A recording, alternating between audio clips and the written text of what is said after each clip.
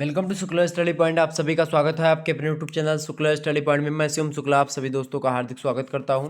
यह question paper है सिद्धार्थनगर विश्वविद्यालय का Hindi minor BA third semester का। ठीक है, तो इसको सॉल्व करवाने का प्रयास मैं करूंगा। बहुत ज़्यादा रिक्वेस्ट आपकी आ रही थी और तो मैंने सोचा इस पेपर को भी सॉल्व करवा दिया जाए। बाकी और भी विश्वविद्यालय मतलब कि और भी क्वेश्चन पेपर आपके माइनर वाले हुए थे। एक ही दिन चूँकि बहुत सारे पेपर हो गए थे, इसीलिए आपके लगातार पेपर सॉल्व नहीं हो पाए और मुझे 2 दिनों के लिए एक प्रकार से अलग जाना पड़ा थोड़ा सा, तो इसीलिए टाइम नहीं मिल पाया और आपके पेपर सॉल्व नहीं हो पाए हैं। तो उसके लिए आप लोग नाराज़ मत होइए। बाकी मैं जल्द ही आपके पेपर को सॉल्व करवा दूंगा। और आपको बता दूं, जो आपके अन्य विश्वविद्यालयों के पेपर लगे हुए हैं जैसे डॉक्टर राम मनोहर लोहिया, वीर बहादुर सिंह पूर्वांचल, चौधरी चरण सिंह मेरठ यूनिवर्सिटी, शाकंभरी यूनिवर्सिटी, तो इन सभी के जो पेपर आपके होने वाले हैं, इन सभी से रिलेटेड जो मॉडल पेपर है वो हमारे प्लेलिस्ट में मैंने ऑलरेडी बना दिए हैं, तो आप देख लीजिएगा। लिखित मॉडल पेपर जो है मैं और देने वाला हूँ इसी बीच, तो आप लोग तैयार हो जाइए उसके लिए।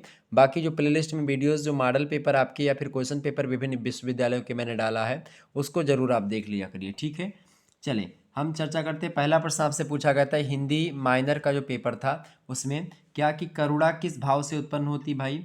तो करुणा किस भाव को उत्पन्न करती है? तो करुणा जो उत्पन्न करती, किसको उत्पन्न करती? शोक को। ऑप्शन नंबर इसका सी करेक्ट आंसर होगा। अगला प्रश्न आपसे पूछा करुणा निबंध की भाषा कैसी है। तो संस्कृत निष्ठ भाषा का प्रयोग आचार्य रामचंद्र शुक्ला ने किया है, उन्हीं का निबंध है। अगला क्वेश्चन आप देखते हैं, तीसरा नंबर आपसे पूछा गया था इनमें से कौन सी कहानी फणीश्वरनाथ रेणु की नहीं है। फणीश्वरनाथ रेणु की रचना देखिए लाल पान की बेगम उन्हीं की रचना है। तीसरी कसम उर्फ मारेगे गुलफाम भी फणीश्वरनाथ रेणु की रचना है और बटबाबा भी फणीश्वरनाथ रेणु की है। अब इसमें जो आपकी मधुआ कहानी है, ये मधुआ कहानी है जयशंकर प्रसाद की, तो यही कहानी नहीं होगी। ऑप्शन नंबर ए लगा दीजिएगा। जिन्होंने ए लगाया होगा उनको नंबर मिलेगा। चौथा प्रश्न आपसे पूछा गया था आकाशदीप कहानी के लेखक कौन है। तो आकाशदीप कहानी के लेखक है Jaishankar Prasad. Option number D correct answer होगा। ठीक है, ये बात ध्यान रखेंगे। आपको मैं बता दूं कि जो आपका ये क्वेश्चन पेपर है इसमें 100 ऑब्जेक्टिव प्रश्न पूछे गए थे। तो आप आज की वीडियो के माध्यम से 100 के 100 ऑब्जेक्टिव प्रश्नों पर चर्चा करने का प्रयास करेंगे। ठीक है, देखते हैं। पांचवा प्रश्न आपसे हिंदी गद्य में पूछा गया था कि आकाशदीप कहानी का नायक कौन है। तो आकाशदीप कहानी का नायक है Budhagupta. Option number A correct answer होगा। अगला क्वेश्चन आप देखिएगा, छठा प्रश्न आपसे पूछा गया था कि जयशंकर प्रसाद की भाषा कैसी है। तो जयशंकर प्रसाद की भाषा जो है वो संस्कृत निष्ठ और तत्सम प्रधान शब्दावलियों का प्रयोग है। ऑप्शन नंबर इसका सी करेक्ट आंसर होगा।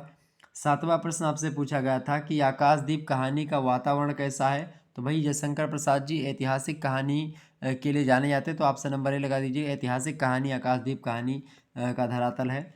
नौवां नंबर आठवां प्रश्न आप देखेंगे, आठवां नंबर क्वेश्चन आपका आ चुका है भाई, सभी लोग देखने का प्रयास करेंगे। इसमें से सुदर्शन की पहली कहानी मतलब सुदर्शन की कहानी कौन सी है।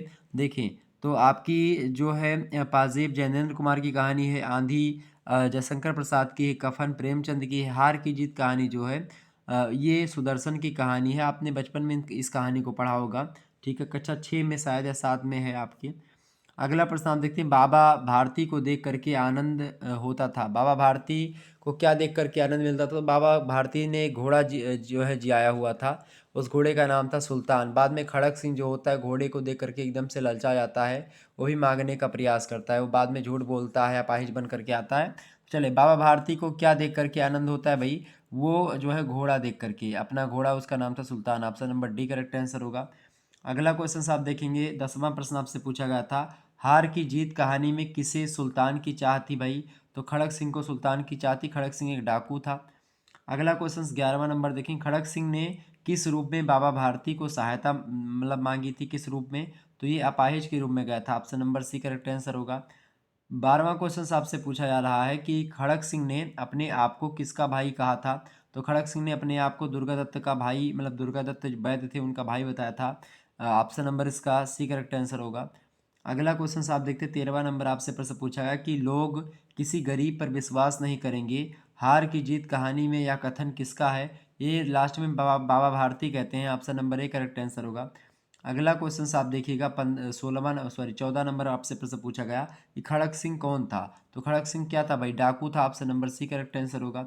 15वां प्रश्न आपसे पूछा गया था कि लाल पान की बेगम किस प्रदेश की कहानी है। तो ये ग्रामीण प्रदेश की कहानी। Option number A correct answer होगा। 15 में का A option is right answer.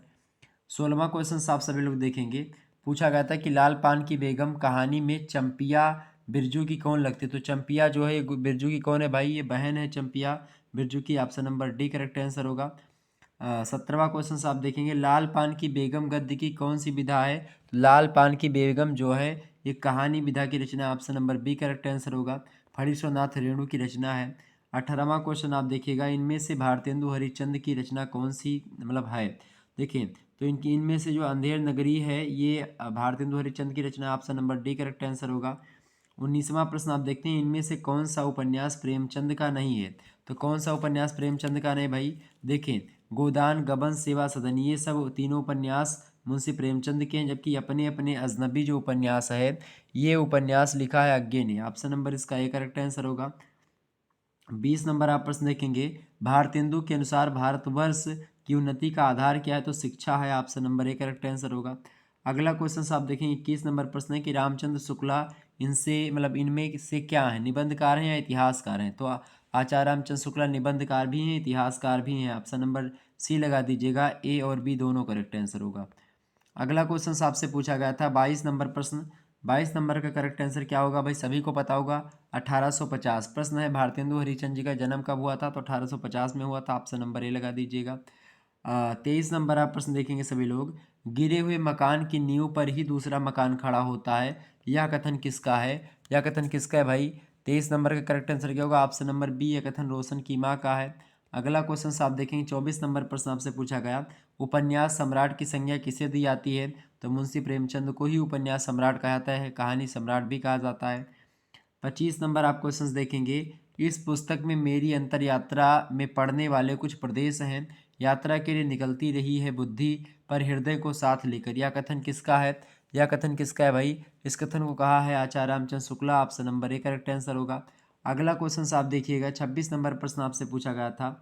26 number प्रश्न है कि इनमें से कौन सा निबंध मनोविकार संबंधी है? तो करुणा निबंध जो है मनोविकार संबंधित है। ठीक, किसकी रचना है ये आचार्य रामचंद्र शुक्ला जी की है, निबंध है।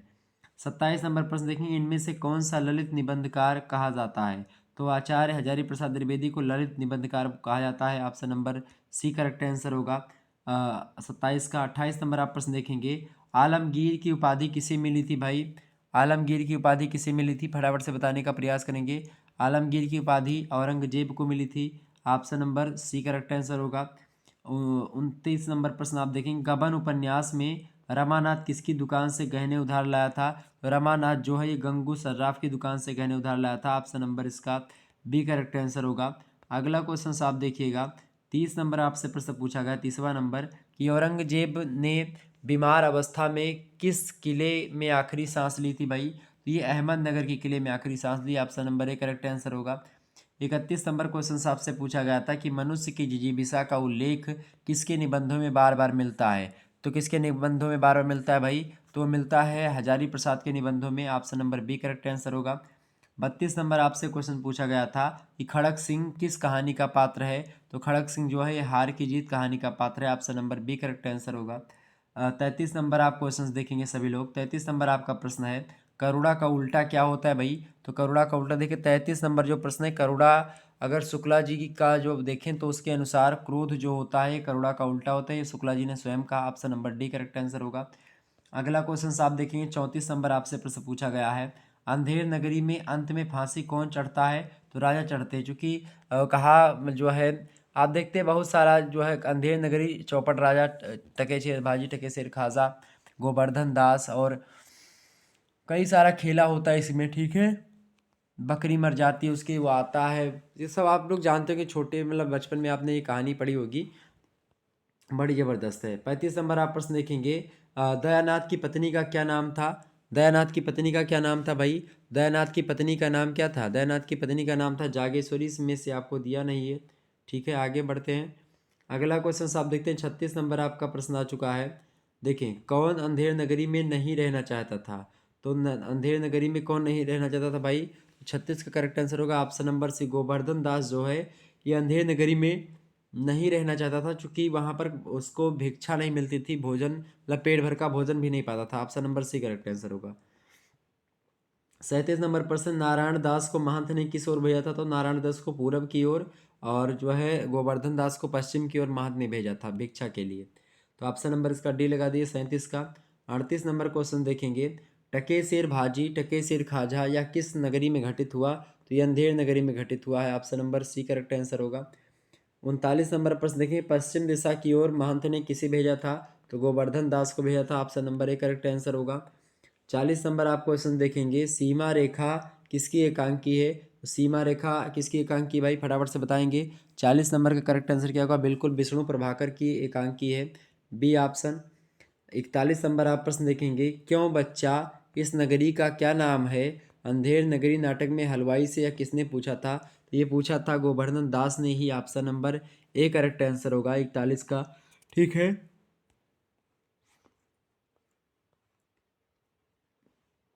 42 नंबर आपका प्रश्न आ चुका है, सीमा रेखा एकांकी में तारा किसकी पत्नी थी? तो सीमा रेखा एकांकी में तारा किसकी पत्नी थी भाई?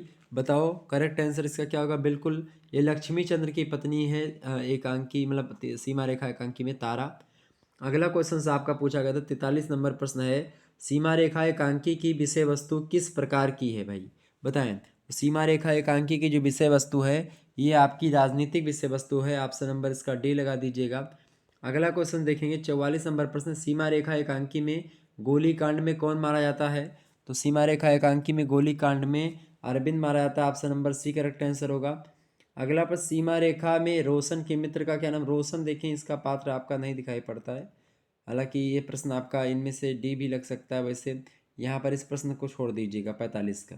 46 भी छोड़ दीजिएगा, उसी रिलेटेड है वैसे ही। 47 पे आइए। 47 नंबर आपका प्रश्न है, सीमा रेखा एकांकी में भीड़ में कौन कुचला जाता है भाई? तो कौन कुचला जाता है? तो ऑप्शन नंबर इसका क्या होगा? करेक्ट आंसर 47 का, option number C Subhash. 48 number प्रश्न आपसे पूछा गया कि सीमा रेखा में अरविंद किसका पुत्र था? तो अरविंद किसका पुत्र था भाई सीमा रेखा में? तो पुत्र था भाई लक्ष्मी चंद्र का पुत्र था अरविंद, ऑप्शन नंबर इसका बी करेक्ट आंसर होगा। अगला क्वेश्चन आप सभी लोग देखेंगे, 49 नंबर प्रश्न आपसे पूछा गया है, जयशंकर प्रसाद की अधिकांश कहानियाँ किस प्रकार की हैं? जयशंकर प्रसाद की जो अधिकांश कहानियाँ हैं भावात्मक और आदर्शवादी हैं और ऐतिहासिक हैं, option number B correct answer होगा। 50 नंबर आप क्वेश्चन देखेंगे, सीमा रेखा एकांकी में सुभाष क्या है? सीमा रेखा एकांकी में सुभाष जो है ये एक जन नेता है, option number A correct answer होगा। 51 नंबर प्रश्न देखेंगे, भारतेंदु हरिश्चंद्र का जन्म कहाँ पर हुआ था? वाराणसी यानी काशी में हुआ था, option number A correct answer होगा।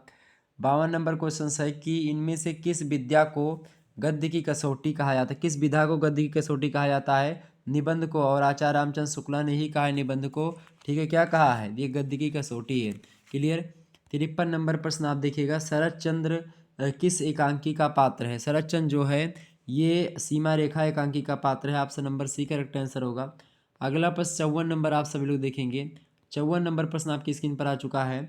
प्रश्न है कि बाबा भारती किस कहानी का पात्र है? बाबा भारती किस कहानी का पात्र है भाई? बाबा भारती जो है ये हार की जीत कहानी का पात्र है, option number D correct answer होगा। 55 नंबर प्रश्न देखें, बाबा भारती अपने घोड़े को क्या कहकर पुकारते थे? सुल्तान के कहते थे, option number A correct answer होगा। 56 नंबर प्रश्न आपसे पूछा गया कि लाल पान की बेगम इनमें से किसे कहा जाता है? बिरजू की माँ को लाल पान की बेगम कहा जाता था, option number B correct answer होगा। 57 नंबर प्रश्न आपसे पूछा गया था भाई, 57 नंबर आपसे प्रश्न पूछा गया था, चंपिया किस कहानी की पात्र है?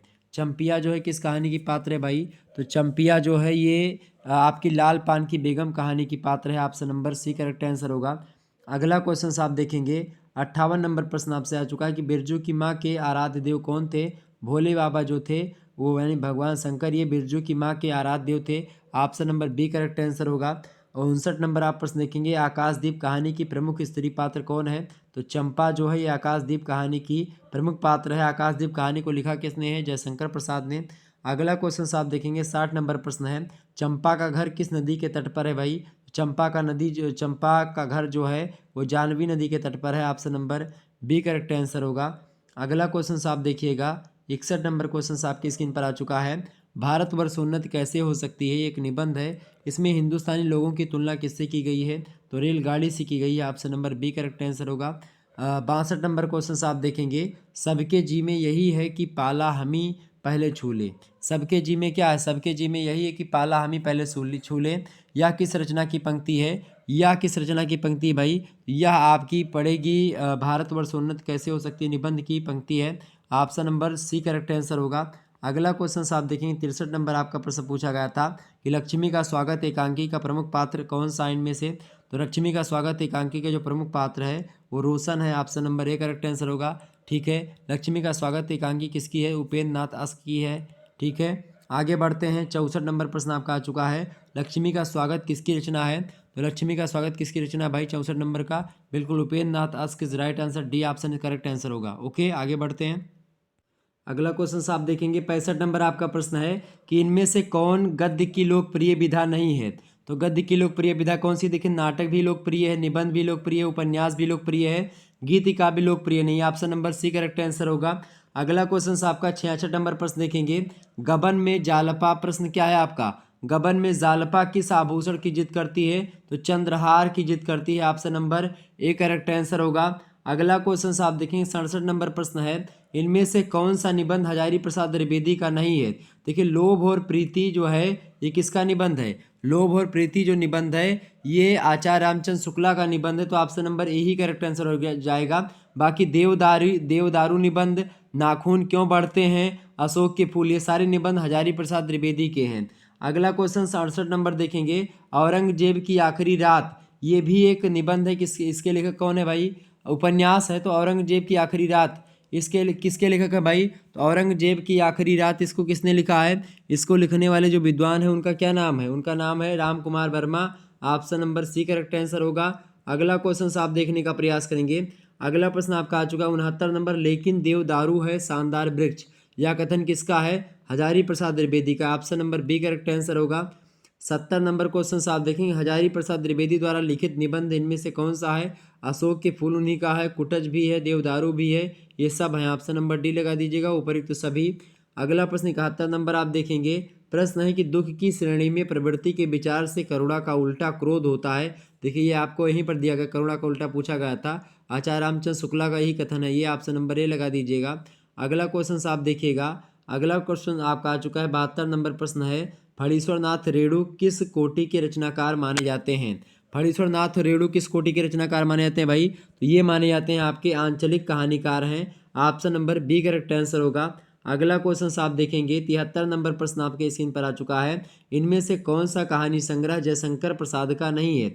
देखिए मानसरोवर जो है मुंशी प्रेमचंद का कहानी संग्रह है, बाकी आंधी, इंद्रजाल और आकाशदीप ये कहानी जो है किसकी हैं, ये जयशंकर प्रसाद की कहानियां हैं, जबकि मानसरोवर जो है ये जो है जयशंकर मतलब उनका है, प्रेमचंद का कहानी संग्रह है। अगला क्वेश्चन आप देखेंगे 74 नंबर प्रश्न आपका आ चुका है, हार की जीत कहानी के लेखक कौन है। सुदर्शन जो है हार की जीत कहानी के लेखक हैं, option number B correct answer होगा।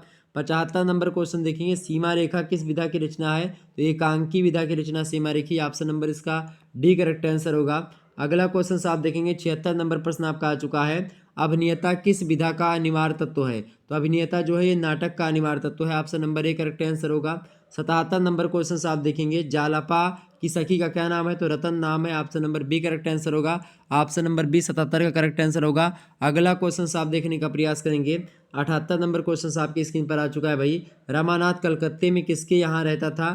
तो यहाँ पर देख लीजिए, इसको थोड़ा सा मैंने नहीं पता किया है, देख लेंगे। 69 नंबर क्वेश्चन आप देखेंगे, 79 नंबर, इनमें से किस उपन्यास में आभूषण प्रेम का चित्रण है भाई, तो गबन उपन्यास में, ऑप्शन नंबर डी लगा दीजिएगा। अगला क्वेश्चन आप देखेंगे 80 नंबर क्वेश्चन है, अंधेर नगरी में कितने अंक हैं, तो अंधेर नगरी में 6 अंक हैं, option number B correct answer होगा। 81 नंबर क्वेश्चन आप देखेंगे, गोवर्धन दास किस रचना का पात्र है। गोवर्धन दास किस रचना का पात्र है भाई, तो गोवर्धन दास अंधेर नगरी रचना का पात्र है। लेखक कौन है अंधेर नगरी के, Bharatendu Harishchandra, option number A correct answer होगा। अगला क्वेश्चन आप देखेंगे 82 नंबर है, भारतेंदु हरिश्चंद्र का संबंध किस युग से है। तो भारतेंदु हरिश्चंद्र का संबंध जो है वो किससे भाई, आधुनिक काल से, option number C correct answer होगा। 83 नंबर प्रश्न देखेंगे, जीवन मतलब जीनत किस एकांकी की पात्र है। जीनत जो है औरंगजेब की आखिरी रात एकांकी जो है उसकी पात्र है, 83 का करेक्ट आंसर होगा, ऑप्शन नंबर बी। अगला क्वेश्चन आप देखिएगा, 84 नंबर प्रश्न आपकी स्क्रीन पर आ चुका है, गबन किस विधा की रचना है। गबन जो है उपन्यास विधा की रचना मुंशी प्रेमचंद का है, option number C correct answer होगा। 85 नंबर क्वेश्चन आप देखेंगे, जालापा के पति का क्या नाम है। जालापा के पति का क्या नाम है भाई, जालापा के पति का नाम रमानाथ है, ऑप्शन नंबर डी होगा करेक्ट आंसर इसका 85 का। 86 क्वेश्चन देखेंगे, उपन्यास के अनिवार्य तत्वों में से इनमें से कौन सा तत्व नहीं है। देखिए कथोपकथन उपन्यास का अनिवार्य तत्व है, अभिनेता ये नाटक का अनिवार्य तत्व है, ऑप्शन नंबर बी लगा दीजिएगा, ये नहीं है इसका अनिवार्य। बाकी कथानक, देश काल, वातावरण ये सब उपन्यास के और कहानी के अनिवार्य तत्वों में आते हैं। अगला क्वेश्चन आप देखेंगे 87 नंबर क्वेश्चन आपका है, एकांकी में कुल कितने अंक होते हैं। तो एकांकी में कुल मिलाकर के एक ही अंक होता है, option number A correct answer हो जाएगा इसका। अगला प्रश्न आप सभी लोग देखेंगे 88 नंबर क्वेश्चन आपका आ चुका है, उपेंद्र नाथ अस्क की प्रमुख एकांकी इनमें से कौन सी है। तो उपेंद्र नाथ अस्क की एकांकी लक्ष्मी का स्वागत इनमें से सबसे मतलब अच्छी है, मतलब प्रमुख है, option number B correct answer होगा। अगला क्वेश्चन आप देखेंगे 89 नंबर प्रश्न आपका आ चुका है, राम कुमार वर्मा की एकांकी का विषय प्रायः होता है। राम कुमार वर्मा जी की एकांकी की बात की जाए तो इनकी एकांकी ऐतिहासिक एकांकी, सामाजिक, मनोवैज्ञानिक तमाम प्रकार की एकांकियाँ लिखी हैं, लेकिन ऐतिहासिक एकांकी ज़्यादा मिलती है, ऑप्शन नंबर ए लगा दीजिएगा। अगला क्वेश्चन आप देखेंगे 90 नंबर प्रश्न आपसे पूछा गया था, किस काल को गद्यकाल कहा जाता है। तो आधुनिक काल को कहा जाता है, आचार्य रामचंद्र शुक्ला जी ने कहा था, option number C correct answer होगा। अगला क्वेश्चन आप देखेंगे 91 नंबर क्वेश्चन आपसे पूछा गया, निबंध का जनक किसे कहते हैं। तो फ्रेंच साहित्यकार थे मानतेन, उन्हीं को माना जाता है फ्रेंच के मतलब कि वो निबंध के जनक हैं, option number D correct answer होगा। निबंध के जनक के रूप में फ्रेंच मतलब मानतेन को ही जाना जाता है। आपका अगला क्वेश्चन आपका है 92 नंबर है, करुणा किस प्रकार का निबंध है भाई। तो करुणा मनोविकार संबंधित निबंध है, option number A correct answer होगा। चिंतामणि 93 नंबर प्रश्न है, चिंतामणि किसका निबंध संग्रह है। चिंतामणि आचार्य रामचंद्र शुक्ला जी का निबंध संग्रह, option number D correct answer होगा। 94 नंबर क्वेश्चन देखेंगे, गबन का प्रकाशन कब हुआ। 1931 में, 1931, ऑप्शन नंबर इसका ए करेक्ट आंसर होगा। अगला क्वेश्चन आप देखेंगे 95 नंबर प्रश्न आपका आ चुका है, इनमें से कौन गबन की स्त्री पात्र नहीं है। तो गबन की स्त्री पात्र सुखदा नहीं, बाकी जोहरा, जालपा, रतन ये सब जो है गबन उपन्यास की स्त्री पात्र हैं। अगला क्वेश्चन आप देखेंगे 96 नंबर प्रश्न आपका आ चुका है, मैं उपन्यास को मानव चरित्र का चित्र मात्र समझता हूँ, यह कथन किसका है। तो ये प्रेमचंद जी का कथन है, option number C correct answer होगा 96 का। 96 नंबर का करेक्ट आंसर क्या होगा, ऑप्शन नंबर सी। अगला क्वेश्चन आपका 97 नंबर आपका दिया हुआ है, रमानाथ पैसों का गबन करके कहाँ भाग गया था। तो कलकत्ता भाग गया था, सॉरी कहाँ भाग गया था भाई। 97 करेक्ट आंसर क्या होगा, बिल्कुल कलकत्ता भाग गया था, ऑप्शन नंबर डी में दिया है आपका, डी में दिया आपका कलकत्ता करेक्ट आंसर हो जाएगा। आगे देखते हैं अगला क्वेश्चन 98 नंबर आप प्रश्न देखेंगे, प्रेमचंद का मूल नाम क्या था। तो धनपत राय इनका मूल नाम था, option number B correct answer होगा। आगे बढ़ते हैं अगले क्वेश्चन की ओर। 99 नंबर प्रश्न आपसे पूछा गया था, इनमें से कौन सा नाटक व्यंग प्रधान नाटक है। तो अंधेर नगरी जो है व्यंग प्रधान नाटक है, option number D correct answer होगा। 100वां नंबर प्रश्न आपका दिया हुआ है कि इस समय मेरी ऐसी शुभ घड़ी, मतलब इस समय ऐसी शुभ घड़ी है, जो भी मरेगा वो सीधा स्वर्ग जाएगा, यही सुनते ही राजा ने खुद ही फांसी लगा ली थी, ऑप्शन नंबर इसका बी करेक्ट आंसर होगा। ये अंधेर नगरी रचना में है, option number B correct answer होगा। इस प्रकार से आपने 100 ऑब्जेक्टिव टाइप के महत्वपूर्ण प्रश्नों को समझ लिया, जो कि आपका सिद्धार्थनगर विश्वविद्यालय कपिल वस्तु का माइनर पेपर था आपका हिंदी का, हिंदी बीए थर्ड सेमेस्टर वाले छात्र छात्राओं के लिए। ठीक है, तो हो सकता है आप में भी माइनर में ऐसा प्रश्न आ जाए, तो आप लोग इस वीडियो को ज़रूर देखें और सभी लोगों के पास शेयर भी कर दें जो आपके साथी हों। ठीक है, चलिए फिर मिलते हैं हम नेक्स्ट वीडियो में, तब तक के लिए जय हिंद जय भारत। आप सभी का बहुत बहुत धन्यवाद हमारे से जुड़ने के लिए। इसी प्रकार से अपना प्यार हमेशा बनाए रखिएगा। Good night all of you, सभी का बहुत बहुत धन्यवाद। बहुत तीव्र गति से हमने समझा, लगभग 23 से 24 मिनट में, यानी 22-23 मिनट में मैंने लगभग आपके 100 ऑब्जेक्टिव टाइप के प्रश्नों को एकदम से जो है बहुत तीव्र गति से जो है चर्चा करने का प्रयास किया है। ओके, चले फिर, धन्यवाद। आप सभी का वीडियो को लाइक ज़रूर कर दीजिएगा। चैनल पर आप लोग सभी लोग नए हैं तो सब्सक्राइब कर दीजिएगा। वीडियो को शेयर कर दीजिए सभी दोस्तों के पास, ताकि आपको टाइम टू टाइम नोटिफिकेशन मिलता रहे और आप आसानी से जो है वीडियोस को देख सकें और लुत्फ़ उठा सकें और अपनी परीक्षा में अच्छे अंक प्राप्त कर सकें। ठीक है, धन्यवाद, बहुत बहुत धन्यवाद। सभी लोगों का बहुत बहुत धन्यवाद और इसी प्रकार से प्यार बनाए रखेंगे। धन्यवाद।